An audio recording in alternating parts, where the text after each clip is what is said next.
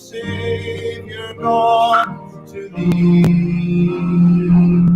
How great thou art, how great thou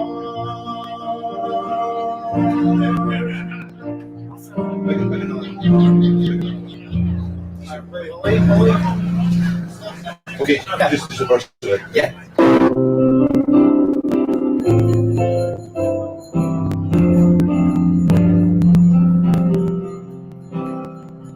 Holy, holy, holy, Lord God Almighty, early in the morning my song shall rise to thee.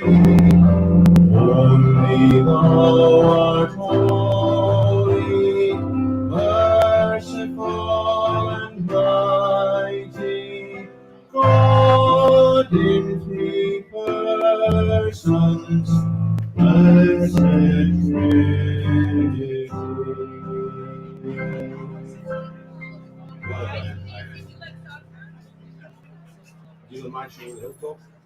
I'm satisfied with just the chorus, just a little bit, but not up. Okay, what about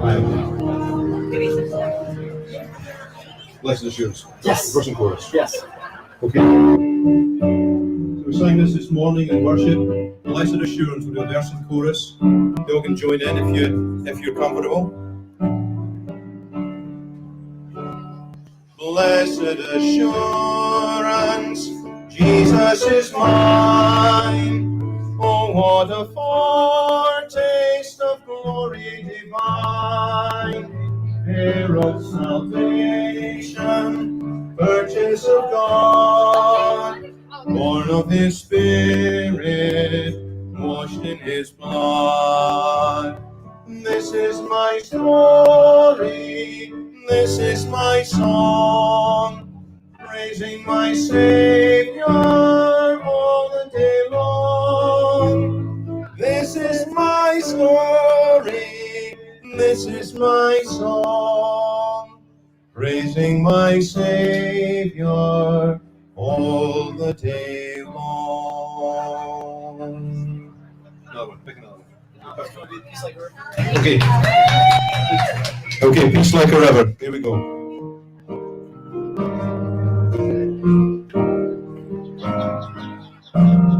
I've got peace like a river. I've got peace like a river. I've got peace like a river in my soul. I've got peace like a river. I've got peace like a river. I've got peace like a river in my soul. I've got joy like a fountain. I've got joy like a fountain. I've got joy like a fountain. I've got joy like a fountain in my soul. I've got joy like a fountain. I've got joy like a fountain. I've got joy like a fountain in my soul. Love like an ocean. I've got love. Thanks for keeping the key.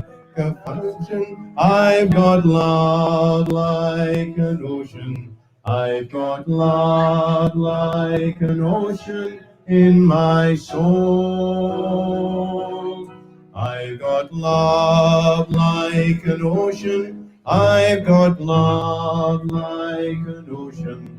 I've got love like an ocean in my soul. When peace like a river attendeth my way, oh my. When sorrows like sea billows roll, whatever my lot thou hast caused me to say, it is well, it It is well with my soul. We need John McBurney for this one. It is well with my soul, with my soul. It is well with my soul. Right, that's enough of that. That was way too high. That was way too high. I think I did beat John McBurney with that one. Thank you, sir. Thank you, sir. Let's pray. Let's pray. Heavenly Father, we are so grateful for this opportunity to be here together in friendship and in fellowship. We thank you again that you've called us to be in this place for such a time as this. We ask, O Lord, that as we reflect on who we are, as we listen to Jason in his leading and in his guiding, that we might be refreshed, that we might be restored, that we might be renewed as we seek to become more and more the people you've called us to be. Now hear us as we pray, for we pray in Jesus' name. Amen. Yeah, go ahead. Right on. I think I finished chewing. Did you? Swallow. Yeah, no, I'm good.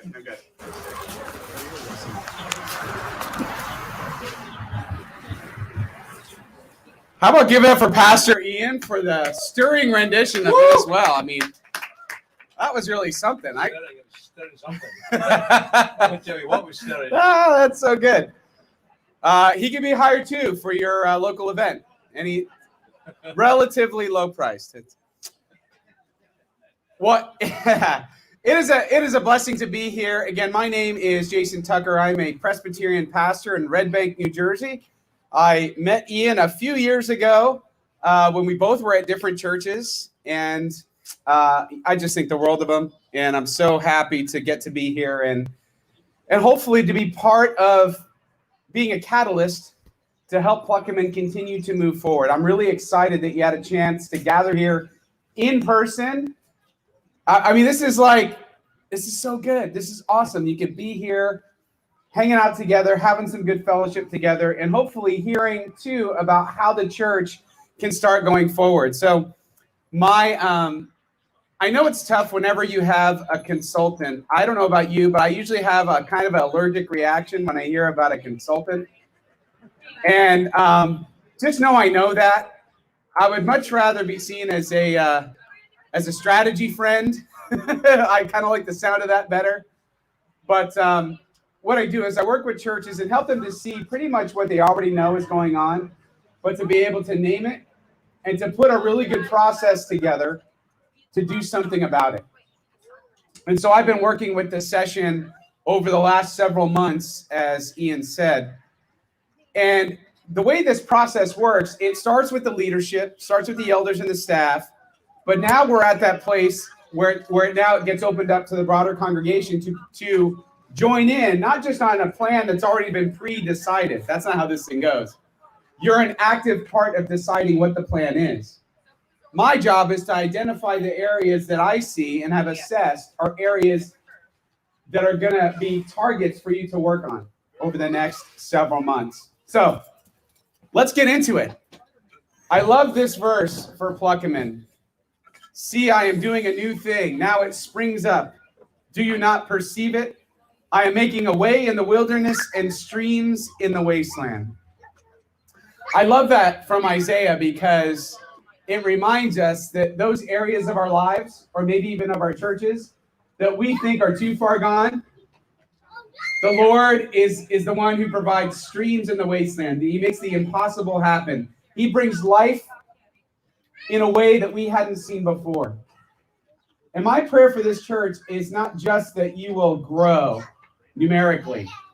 That's always something you hope for. And why? Because numbers matter, because people count. But that's not the only metric of church health. Church health is this. Church health is multiple generations sitting together and having sandwiches and listening to songs of praise and having fun. I mean, this is church health is about what does the community think about the church. Church health is how much are you all growing in your relationship with Jesus Christ? And this is what we're working for. We hope, and my hope for Pluckerman is we're ready to hit new levels of health as a congregation. And I believe you have the right leadership to do it. Okay. So as I said, this is the process that we've been going on is a 3-step process. It's called discover, discern, decide. The first phase, discover, is all about assessment. And that's what I've been doing with the session. We've been looking at the numbers, looking at the data. I call it facing the scale. You know what I'm talking about? Like maybe after this great meal, you overindulge a little bit, have a couple too many desserts because they're awesome. And maybe tomorrow you don't want to step on the scale, right? You want to give it a couple of days. So I really want to see how bad it is. This happens a lot over the holidays, right? January comes like, yeah, I don't really want to know the damage that's been done from all my fun. Well, I think there's a version of this with churches where we know things aren't healthy, but we're afraid to step on the scale. We're afraid to see how bad it really is. How bad are our numbers really? How much older did our membership get really? How less money did we bring in really? We're afraid to see those numbers. But until you face those things, you actually can't move forward. It's kind of like, anybody like, have you ever seen Restaurant Impossible? Anybody seen that show, Restaurant Impossible? I love that show, right? What's the first step of the process always when Robert Irvine comes in there and he's got to turn around a restaurant right away? There's like good cop, bad cop. He's always bad cop. Because why is he doing that?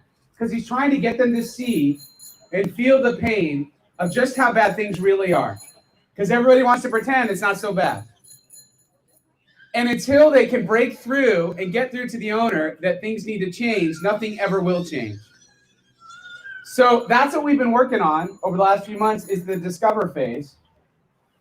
And I've had some of you I've been able to talk with online. We've had a lot of online Zoom meetings, that's for sure. And to figure out just where is the church and what's going on. And I do have to say this. There are a lot of great things going on in the church. You have a lot of things going for you that many churches don't. One is you got healthy leadership right now. Really healthy leadership. Who care about being transparent with the congregation.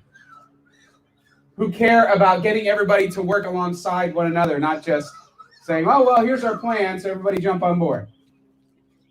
You also have leadership that wants to do the right thing by God. Lord, how do we be faithful now? How do we increase our faithfulness? How do we reach people? So that's all really exciting. You got a lot of good things going on, but there are a lot of challenges. You know them. We talked about life cycles of churches. Where are you in your life cycle?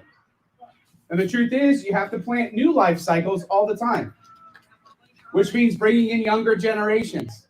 I don't know if you've noticed, but in our churches in America today, younger generations are not coming back. Some are, but largely not, right? You all think out there about kids and grandkids who were raised in church who aren't coming back. And some of you, you've got loved ones, you're like, well, they were brought up in church just like me, but I'm the only one that came back. Because there's been generational disconnect. So one of the things that we're going to do at Pluckerman, and that you're going to be a part of, is helping figure out how do we bridge that gap.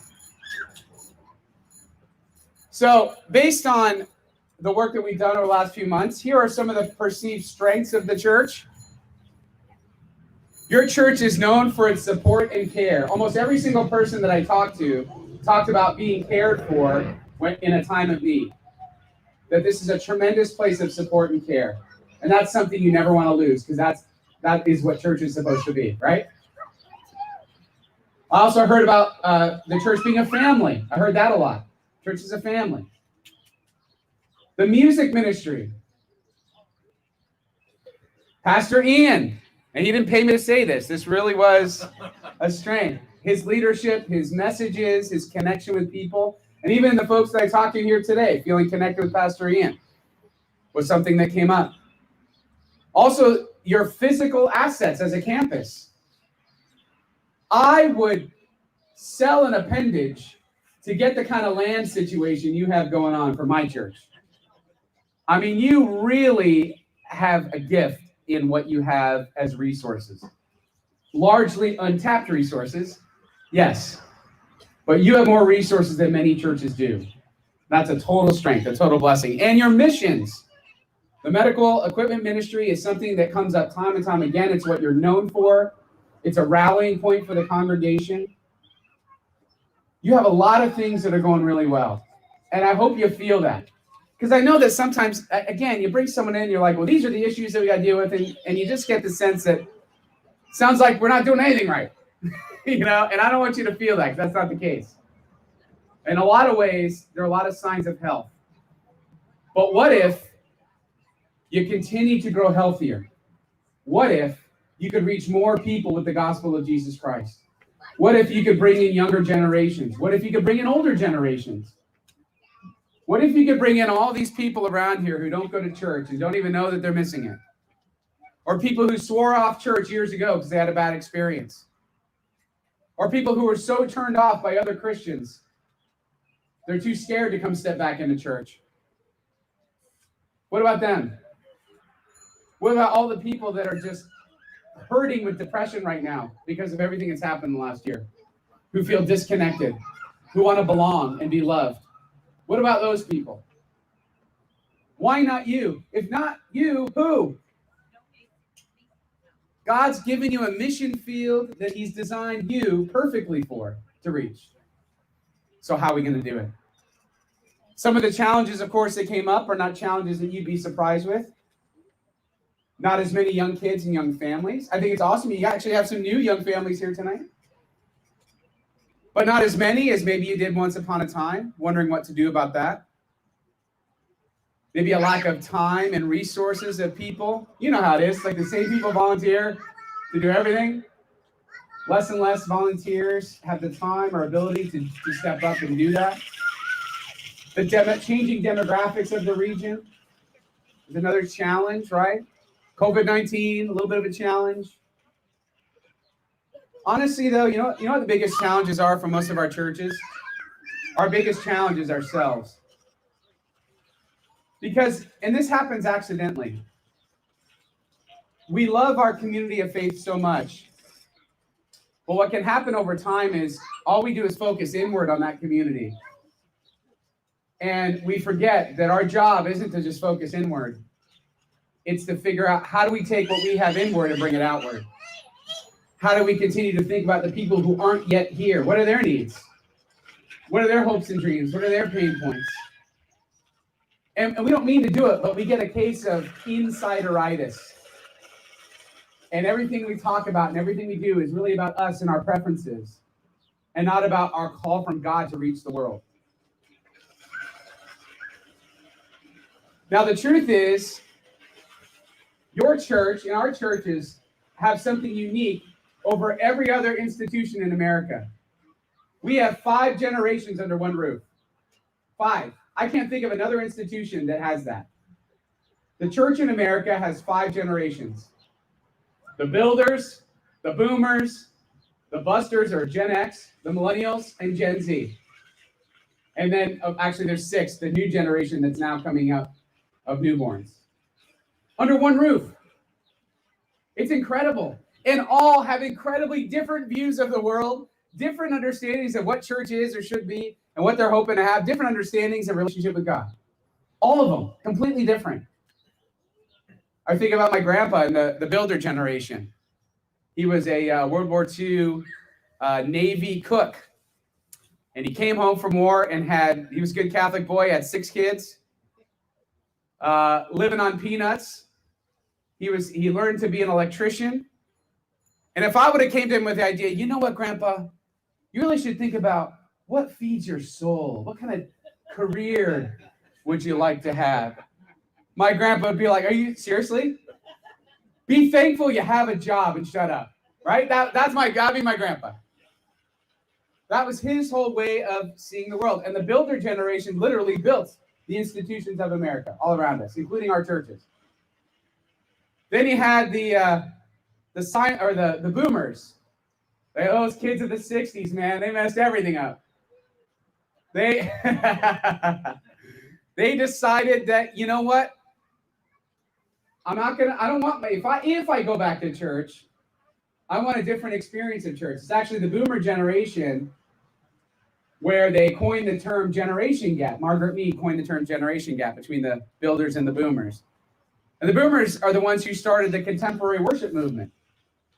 Most notably Bill Hybels out in Chicago. The contemporary worship movement saying, we want more music that connects with us, more folk or rock and roll movie. You have the Jesus movement. You have all this. We want a more informal setting. We don't want to sit on those hard pews. We all got back problems. We all got sciatica. Give us cushions. We want to be a little more comfortable. For crying out loud, would you put some air conditioning in the building? Like, that generation really wanted to make big changes in a big way. Then you had their kids, my generation, who we were the MTV generation, the latchkey kids, two parents in the household working at the same time. I was raised by television. It's like I can't think about life without thinking about like reruns and movies. When I preach, I know that I annoy everybody else in every other generation because I'm always bringing up movie references. And for us, it's all about authenticity. I just want to feel like if I belong to a place, a church, I want to feel like it's authentic. It's not a show. I want to feel like we're getting real with each other, like we're sitting around the campfire talking about life and faith and we're being vulnerable. And yet at the same time that, I don't know, it's just that it's an experience. Not a worship service, a worship experience, right? Let's bring the lights down. That's my generation. Then the millennial generation that you've heard a lot about, who now, they aren't so young anymore, and they're like 40. But the millennials, interestingly, not only did they leave the church by the tens of millions, most of them never even entered church. And a lot of them who grew up in youth groups. And so the time when I was a youth pastor back a jillion years ago, when the millennials were in high school, that was sort of like the golden era of youth groups, the last golden era we had. We've had a few. And that changed after that generation, because mostly that generation was so disconnected from the church. We had a lot of thriving youth groups that had thriving ministries, but the church didn't speak their language. And so they never came back. They never went to the church. They left youth group and they left the church, sadly. And it breaks my heart. You know, I had, when I became a pastor, I had like 30 kids have me do their weddings, which was great because I loved them, but it was sad because they didn't have a minister to do that for them.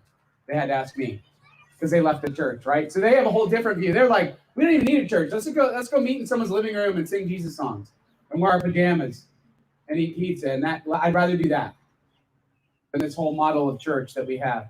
And then we have Gen Z, my kids' generation. We don't know what they're going to be yet, but we do know a couple of things. They're super optimistic. They were born with an iPad in their hand and knew how to use it before you did, like just intuitively. Like I could never figure this out. We were over at a friend's house. We were over with their 2-year-old, and I was going to take a selfie with us. And he goes on and he grabs the phone and he starts scrolling through, and he like knows what he's doing. He's 2 years old. How do you know this? But he does. It's just intuitive. They're the digital natives. And I promise you this, everything we do about church, they have to understand it in their digital language, just like in their physical language. We got to be ready for that, because otherwise we're going to lose that generation too. So 5 generations, completely different views under one roof. The point of this is what? A one-size-fits-all approach to church is not going to work. It's not. If the way you do church is optimized for an era that no longer exists, that's a problem. And there are some areas where Pluck 'em In has definitely moved forward, and others where it hasn't. It's not just Pluck 'em In. My church has it too. Every church has it. Is that, again, accidentally, we start looking at somewhere in the past as our best days, instead of looking at our best days as something that's coming in front of us. We look back and we say, well, if only it would be like that again. I mean, listen, why can't they just have an ice cream social and 350 kids show up? Because that don't do it anymore. It did once. It was great, but not anymore. So what are we going to do now to accomplish the same things? What are the things that brought you into church? And how do we use that same idea, just maybe in a different way, to bring in more people into this faith journey together? Okay. One of the big glaring spots that everybody's identified is hoping for more young family engagement. And part of the issue has been that there's been a lack of compelling opportunities to get young families here. There's been a lack of clear next steps or pathways, I was talking about in a minute, and a lack of a strategy for Sunday. Sunday school and worship, digital, physical. The point is the way forward isn't the way backward.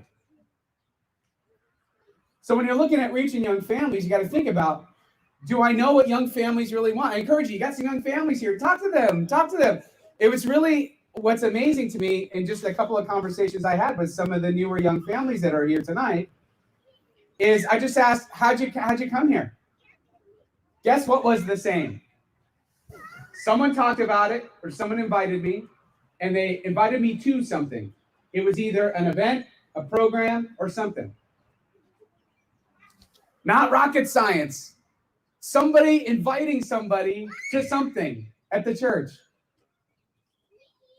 And that's how they came. That's how they showed up. It's not going to take some crazy strategy. The best growth of the church has always been word of mouth. Always. So how do you understand the culture of young families? I mean, I have a young family. You have to understand, what is the baggage that they bring to church? How do you anticipate that when you think about what they need? What are they most afraid of? What are their biggest hopes? What media do they engage with? If you never heard of Disney Plus and The Mandalorian, you should subscribe and watch it so you know what your young families are watching, right? How do they engage? Do you know what octonauts are? Right? You got to know. You got to know those things. How do they learn? That's big, right? Think about kids. Have you been in a school lately with kids or grandkids? Have you seen what their classrooms are like compared to when you went to school? Totally different. When I went to school back in my day, they had neat rows of desks, and you had your own little space, and you had your pencil box, and you had a lecture, and you did your thing. I go to my kids' school, and they're sitting facing each other in groups, and they have smart boards, and they have Chromebooks, and they have multimedia, and the activities change like every 45 minutes. It's like boom, boom, boom, and then watch another thing. It's totally different. So why have we shaped Sunday school to be a lot like that old model of learning that the kids don't even use anymore? No wonder it's not having an effect. It's not speaking their language. And that's what this is all about. How do we speak the language of each generation, especially our younger generations? So all of that as prelude. I tried to go quick so we can get to this. Because now we're in the part of the process that is step number 2, discerning. The session has not pre-decided what this is going to be. But this is how it works. You have a conversation with the leadership. You help them to understand what are the issues. And then we come to the congregation and say, here are the issues. How do you want to be a part of it? So these are the key result areas that we've identified. None of them are going to be a surprise to you, I promise. It's basically just officially calling it out as an area to work on for the next year and a half. Key result areas, 5 focus areas for healthy growth. Now, I just realized I've got all these handouts for this part. Do you think we could have a few people just pass them out? Yeah. We just need a couple volunteers who'd be willing to pass them out. We got handouts and pens.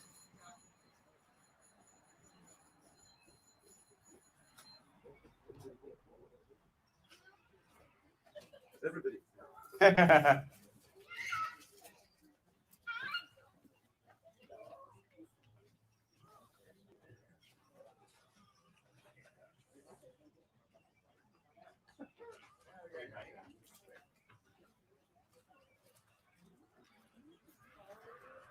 Yep, go ahead. We got pens too. Pass them out. I do not need any of these materials back, so enjoy your free pen. That's my gift. That's my gift. Watch, they don't work, but.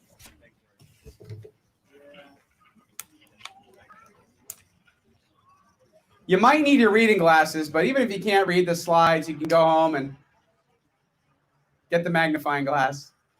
I just found out I needed reading glasses, so I'm a little depressed about it.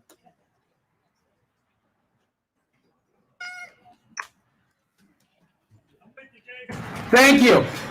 Finally, I get an amen out here from one of my own. That's good.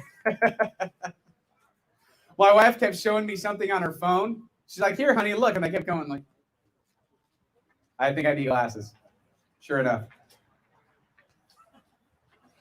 This is really just so you could jot down some notes if you like, or even write down some of the best things that happen. It's like in a good sermon. Some of the best things that happen are things that you think of in the middle of it.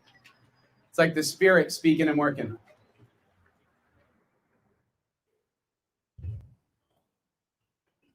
How are we doing on time, Ian?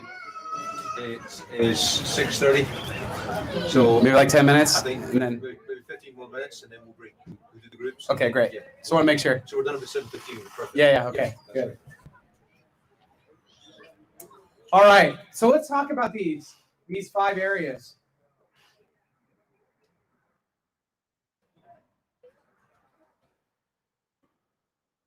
All right, area number 1. Developing next step pathways. This sounds more complicated than it is, but it's actually exactly what I just told you about young families that came. How do you create an intentional pathway from inviting somebody to bringing them into the life of the church? How do you help people have a next call to action or a next step that they know how to take? You know, it used to be you didn't have to think that hard about it. It used to be, you know, if you build it, they will come. You have some sort of event, you have some sort of a thing, and people come and they just stay. They become part of the life of your church. It's not how it is anymore. Now it takes being really intentional about how am I inviting people along the way. Really because, like I said with the different generations, the world's a different place. People have different expectations. People have different understandings. And so you have to figure out, how do I help people take a small step when maybe they're skeptical about church? Maybe they had a bad experience at church. How do I help them take an easy step that isn't too threatening? That's developing next step pathways. Did you know that most new people to your church, they will decide on whether or not they're coming back in the first 6 minutes that they're on campus? From the parking lot, first 6 minutes, they've already decided if they're coming back. Isn't that wild? It used to be, if the sermon's great, people will come back and they'll stay. That's not the case. A lot of people decided before they ever get to the sermon. It's all about how well do you welcome them onto your campus? How well do they know where to go? If they have young kids and they show up, do they know what to do? If you have a process like ours where you dismiss kids from your Sundays or from your worship into Sunday school, that parent better know that ahead of time, or they're not going to let their kid go, or they're going to be weirded out that someone's going to take my kid somewhere I haven't seen. Like, that's just strange. What are we doing? Am I supposed to get my kid, or what's happening? Do they know that ahead of time? Is it clear? Are they engaged with? I know sometimes, and maybe you've had this too, where I've been to church, I've been to a lot of churches, and every church thinks they're welcoming, right? Because they're all, largely they're all friends, and they're welcoming with each other, but not necessarily to new people. And so I'll show up. I remember one time we had a consultant years ago, and he came in to see our Sunday morning, and he told me after not a single person greeted me, and I was so horrified. And so I'm like, come on, folks, you know, we gotta welcome people better. We gotta do this. He came back a few months later. No one greeted him again. I was so horrified. We don't mean to do it, but are you being intentional about welcoming the people properly that are coming onto your campus? Is there clear signage to things? Does it look like you're expecting new people? So even what I noticed about your entrance here, when you walk in, first of all, I'm not sure this is where you go when you're coming to church. Am I supposed to go around front, or am I supposed to bring my kids somewhere else? And then you come in and it's like, you have different elements maybe that don't match, or maybe a pile of something that's been there for a long time. You don't have a lot of that in this part of the building, but it's something to think about. A lot of our churches, we've become so used to the things that we see all the time, we don't think what it looks like to a guest. It's like if you had somebody over to your house, like I remember with my mom, when we'd invite someone over to my house, I'd be scrubbing the toilet, I'd be cleaning the closet that nobody would see. because we're having guests over. I think we need to recapture some of that in the life of the church and make sure that we're ready to receive new people. So developing a new step pathway is saying it's not just about having programs. This is the difference. Every church has programs. Programs aren't the answer. Programs are one step. It's about a pathway, inviting them to a program and then to something else, creating a pathway for them. So like for Sunday morning, starting with your welcome, and then maybe an invitation to Sunday school or invitation to fellowship, invitation to a small group. So I'll give you an example. I know you all do a pumpkin patch here, which is I've heard great things about, right? I kind of want to bring my kids next time. So it's one thing to have the pumpkin patch and you have it and you get a whole bunch of young families here and then you're done and you're like, how come none of them came back? Well, because you didn't invite them. Or maybe you went from 0 to 100. It's sort of like a really awkward dating moment. We're like, hey, nice to meet you. Want to get married? When really you want to bring them along in a process. So maybe you have your pumpkin patch and you have some folks from your church just meeting people. Saying, hey, you know what? We're so glad that you're here. Glad you're able to do this. You know, we have a really fun thing for the kids happening next month. We'd love for you to come back. We're going to have bounce house. We're going to, and as the world opens up, you'll be able to do this more. We're going to have some stuff. It's going to be fun. We're going to have food. We're going to have stuff for the kids. Once you come back to that, then they come back to that. Hey, everyone. Hey, listen, we put together this thing. We're so glad you came back. But we were trying to think, what do parents really need to know? We have a psychologist who's going to be here, along with Pastor Ian, talking about the impacts of the pandemic on our kids and what we parents can do to help them. And it's going to happen over 2 Tuesdays in a row. And so we're going to have childcare. You come, bring your kids. We're going to have our program. And you come for a couple of Tuesdays, and we're going to do this together. And then after that, it's, hey, you know what? We're launching a brand new Sunday school opportunity. We'd love for you to come and be a part of that. You see what I'm saying? It takes a few more steps than it used to years ago. What you're doing is you're helping them understand that you genuinely love them. You don't want something from them. You're not trying to sell them something, right? You want Jesus for them. You want community for them. So it's going to take a little longer to show that you can be trusted. It's more baby steps, but the steps still can lead to big results. So how do you develop pathways in your church? So when you think of program, you should think of what's the next step that this program's inviting people to. And the best thing to do is to go through all your existing programs and evaluate them. Say, this one would be a good next step for this. This one for this. This one, not so much. It might mean you have to change some programs a little to make them work. You might have to get rid of some programs. You might have to add some programs you don't currently have, right?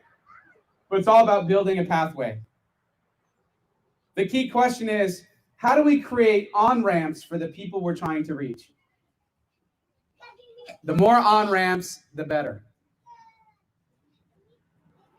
All right, that's key results area 1, developing pathways. So what this looks like is in your kids ministry, in your adult ministry, in your outreach, everything that you're doing, all your events, all of that, you need to be thinking in terms of steps.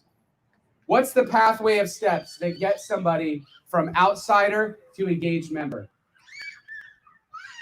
So let's think about that when the next time we do that Christmas program, let's think about what are the next 2 or 3 steps after that. That's the difference. You may even be able to string together current programs you have, but at least you know now why you're doing them. You're not just doing them because you do them every year. You're doing them to achieve a specific purpose. Does that make sense? The next one is worship engagement. Now listen, there's no way around this. Worship is different for every generation, and younger generations trend more contemporary. That's just how it is. You will have some young families who love traditional worship. That usually has to do with how they were raised. And if they had a good experience of church growing up, that's what they're going to gravitate towards. But most young families who aren't in your church trend contemporary. And contemporary, by the way, is not just about music. Music is a big part of it, but it's also about how the service flows. It doesn't usually have a liturgy in the way that you know it. It has all the elements of worship. It just looks a lot different. It's about the feel. It's about the experience of worship. And so you're going to have to make some decisions and to think about what are some ways we can continue to reach younger through our worship. I mean, honestly, Sunday morning's the biggest platform you have to reach people every single week. And now that you add online in there, you've expanded your reach exponentially. Right? Right, buddy? Yeah, totally. What you got there? Truck. Nice. I love it. This is exactly it. You're probably going to need multiple formats or multiple styles. Now, on the rare occasion, because there are a lot of churches who like the idea of blended worship, where we do some traditional, some contemporary, usually that has very limited appeal because it's usually not traditional enough for people that love traditional, and it's not contemporary enough for people that love contemporary. So 20% of the people think it's the best thing you've ever done, and 80% hate it.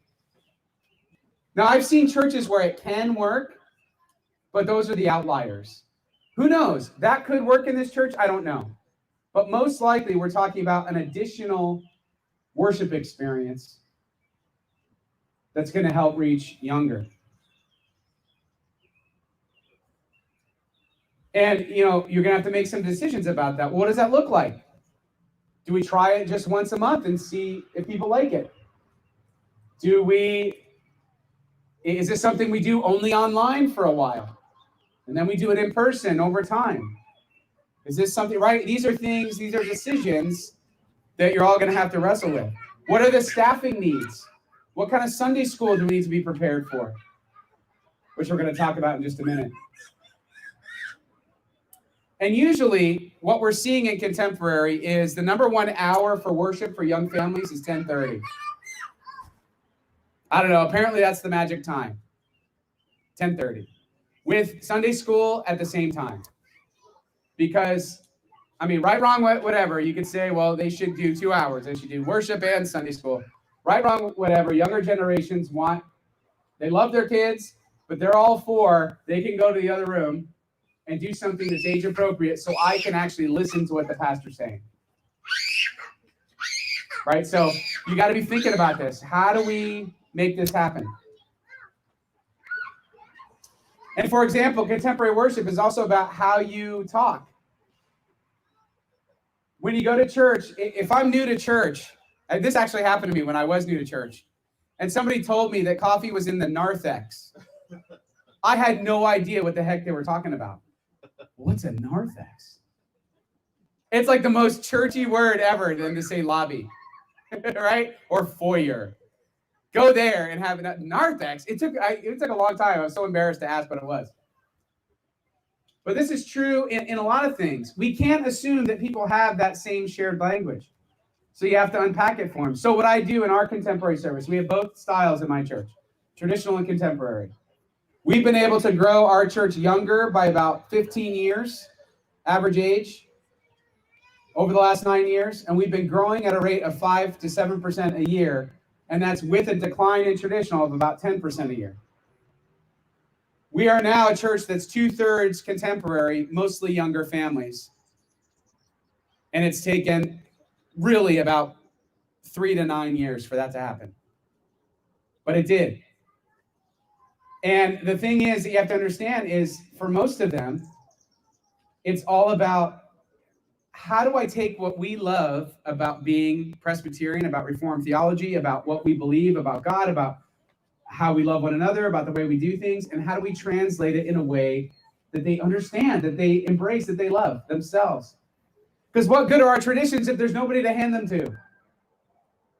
You've seen this happen too in the church, I'm sure. It happens in my church all the time, where somebody who's been volunteering for 105 years in a particular ministry, and they so badly want to hand it off, but they go to hand it off to the younger people, and they don't want to do it the same way. So they're like, well, I just want to hand that off.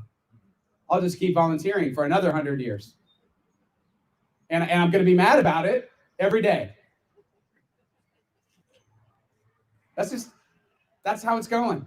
So how do we help make a good generational handoff? Worship engagement is big. How do we create worship that engages all generations? So that's the second key results area. The third, your physical campus. It sort of became a little bit of a joke when Ian was touring me around the campus several months ago. A phrase kept coming up over and over again. This is used for storage. I've never seen in my life a church that had more storage. You are storing for the apocalypse. You've got just about everything covered in every nook and cranny. It's amazing. I joke, but the question is, how is your campus being leveraged as a ministry resource? I promise you it's not as a storage closet. How does your campus serve the mission and facilitate life transformation? How do the buildings and grounds drive people to a deeper relationship with Jesus? Because that's what it's for. You know, environments matter. I can't go into a coffee shop without seeing an appealing environment. Environments matter. People are used to good environments that keep them at ease. I think we get, again, a little nose blind, or however you want to call it, to the environments in our own church. Like you take your kid for the first time to the preschool, and the preschool toys are disgusting. Or maybe there's a teenager there and not an adult, and you're like, there's going to be an adult here, right? I mean, you just got a lot of questions. How do we make sure the facilities match the mission or move the mission forward? Reimagining, repurposing, reclaiming. Stewardship, and this is something we talk a lot about in my church, because every church has this issue. Stewardship is not just about saving things to be used, quote unquote, one day. Stewardship is about leveraging what we've been given for the sake of the mission of God today. That's stewardship. You can make an argument that in the name of stewardship, it's poor stewardship to use your building as a storage closet when it can be used for ministry. You see what I'm getting at? You've been given an abundance here. This is awesome. So how can we better use it for the mission? I think in a lot of ways, it's about you need a big clean out and to decide what you're going to do. All right. Carry number 4. I'll go through this fairly quickly. But family engagement. How do we do that? It's not just about pathways. It's about what's our strategy for reaching younger generations, reaching young families.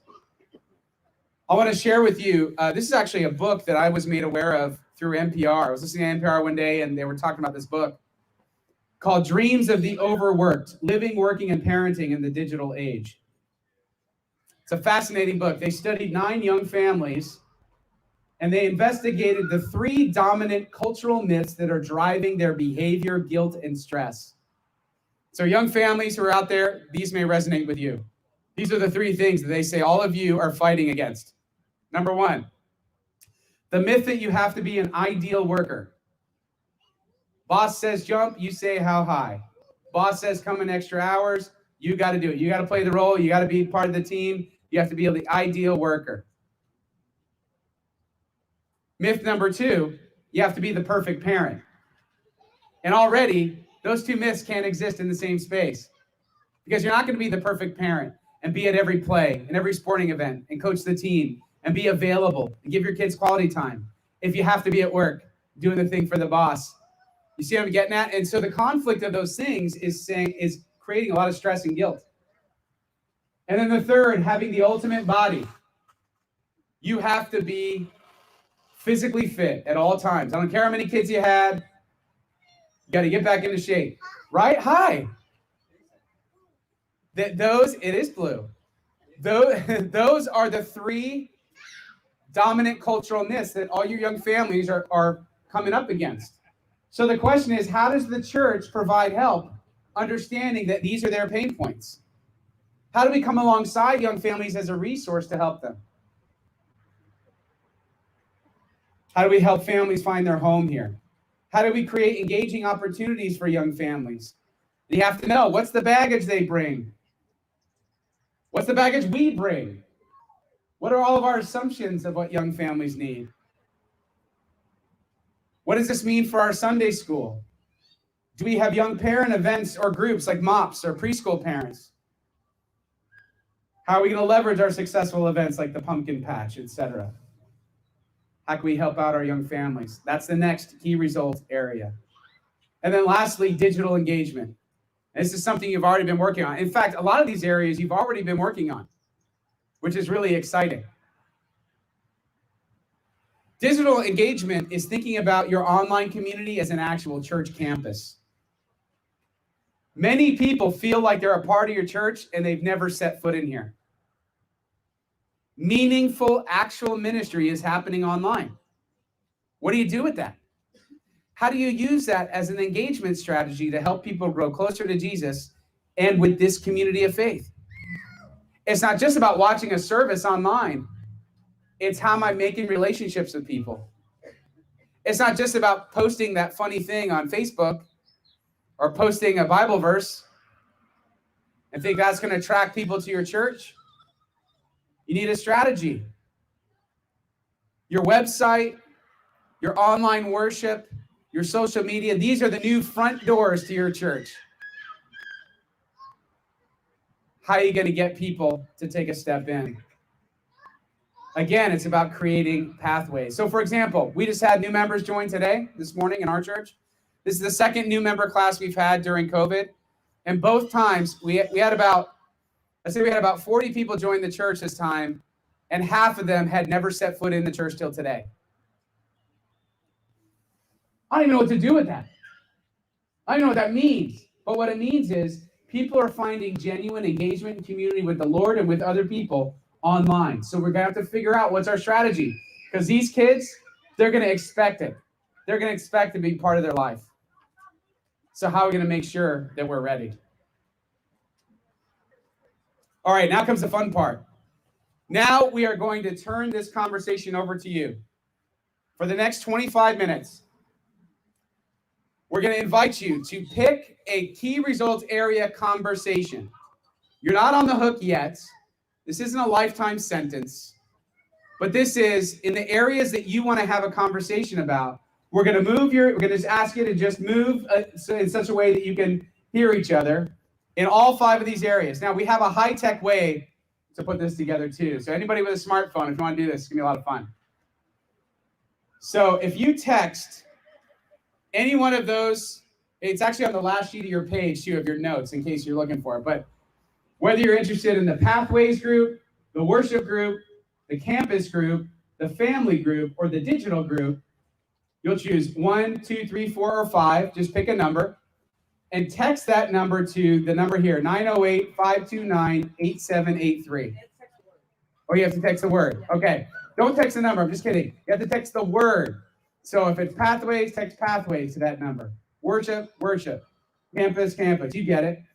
And what we're going to do now is we're going to take about 25 minutes and talk. So I would just ask if we can get a couple volunteers, maybe some of the elders who are here, if you'll just put your hand up and we'll just number you 1 through 5 so people know where to stand. Go ahead. Yeah, if you want to stand up and just pick a number that you want to be, just shout it out and everybody can say in this area, all the 1s are going to meet here, right? All the 2s here, all the 3s there. Go ahead and do that now. Say the number again. Okay, so number 1 is Pathways. So say the phone number again. The phone number is 908-529-8783. 908-529-8783. So number 5 area is the digital engagement. That's right over here. So I invite you, please pick up your chairs if you can and head over to digital engagement. You got number 3 over here, physical campus. Go ahead and gather around number 3.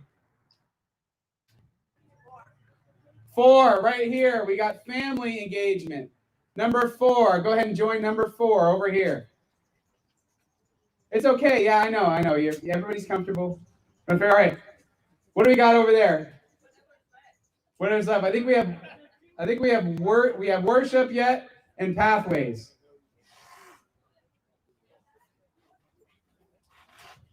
What do we got? Worship right back here. All right, last one, pathways.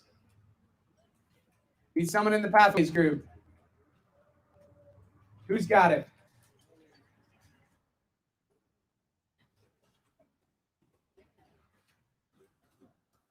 If there's no elder, will someone volunteer to have a discussion in the pathways group?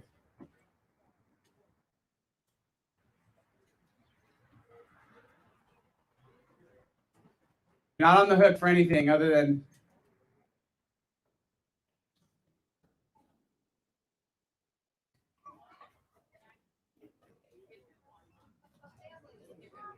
All right, I will do the pathways group, and we're going to meet right over here, kind of close to this garbage can right here. All right? So 25 minutes, get the conversation going. It's really just about processing, thinking about it, and starting to talk about some ideas, talk about what the need is and what we're hoping for. All right, yeah, go ahead and move your chairs around, have your discussion. We'll let you know when it's done. We'll give you a 2-minute warning.